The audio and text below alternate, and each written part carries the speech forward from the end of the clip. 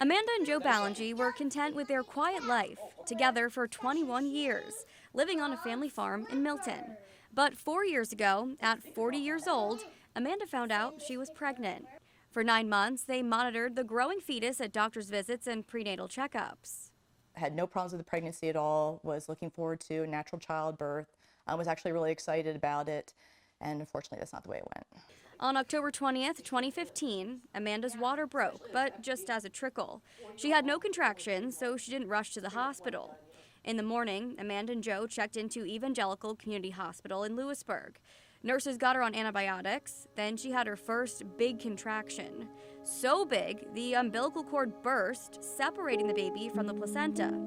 Amanda recalls nurses frantically looking at the fetal monitoring tapes, then pulling back the blanket on top of her to find blood everywhere.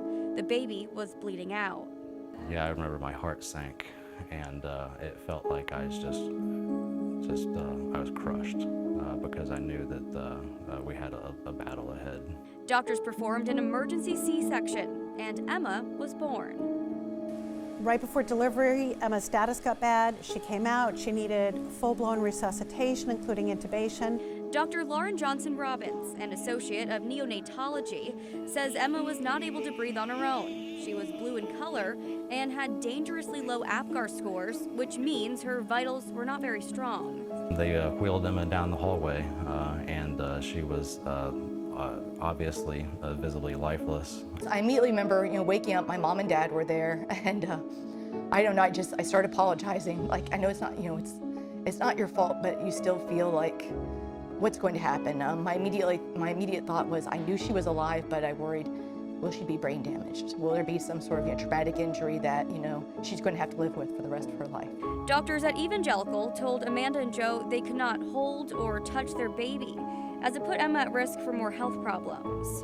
And then they told me we need to take her to Geisinger. Geisinger's Life Flight team and neonatal intensive care nurses worked to stabilize Emma and then quickly transported her to Geisinger Janet Wise Children's Hospital in the specialized neonatal ground transport unit provided by donations to the Children's Hospital. Once at Geisinger Janet Wise Children's Hospital in Danville, Emma was placed on a cooling therapy pad in the NICU.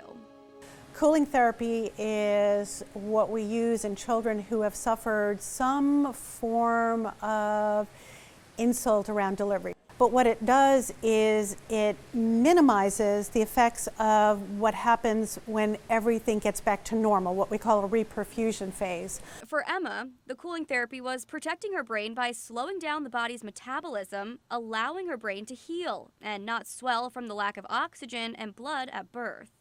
Doctors were concerned that Emma could have seizures, problems with digestion, urination, and loss of brain function. Once she was breathing on her own, Mom and Dad could be by her side, but not touch her, limiting brain stimulation.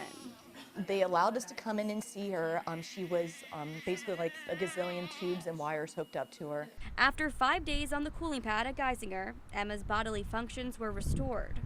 At the evening of the 4th day, I was finally able to hold her. Doctors showed Amanda and Joe kangaroo care, where they could bond with Emma skin to skin. Like laying on your back.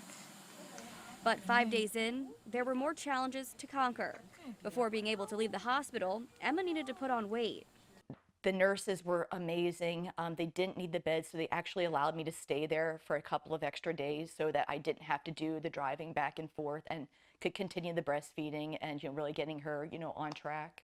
On day 10, a final MRI proved that Emma was ready to go home. Dr. Johnson never allowed us to lose hope. She's like, she is doing fantastic. I mean, she was just so positive, so upbeat, just so knowledgeable, really on top of it. And all the doctors there were just fantastic. We couldn't have asked for better care, and we could not have asked for better support too. It's a very difficult experience, and the support that we got from everyone there was just phenomenal. When you look at Emma and what we did for her, it's everything working right. It's everything coming together. The worst was over, but the worry lingered.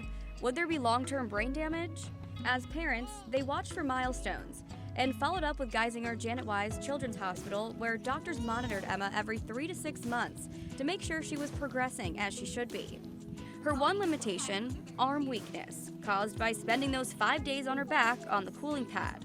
For 10 months, Emma went for physical therapy at Geisinger Janet Wise Children's Hospital, developing her arm strength. Fast forward to today. 3-year-old Emma is writing, Hey, Emma. Emma! reading, They were about to leave in their spaceship. playing, and giggling. She's amazing.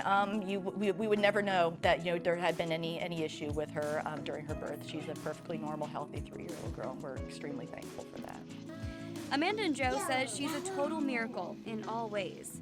Emma goes to Busy Little Beaver School in Danville a few days a week. She also helps Mom and Dad around the farm, making soap, picking fruits and vegetables, and helping with the chickens. What is really wonderful about this family and the connection with this family is that then we'll go to the farmer's market and we go up to the stand and we see Mandy and Joe, and maybe sometimes Emma's there, maybe sometimes Emma's not, but we always get our Emma update. An update all made possible by the quick thinking of nurses and doctors and the technology available to save Emma's life. She is a true blessing for us. It was a happy ending to a great story.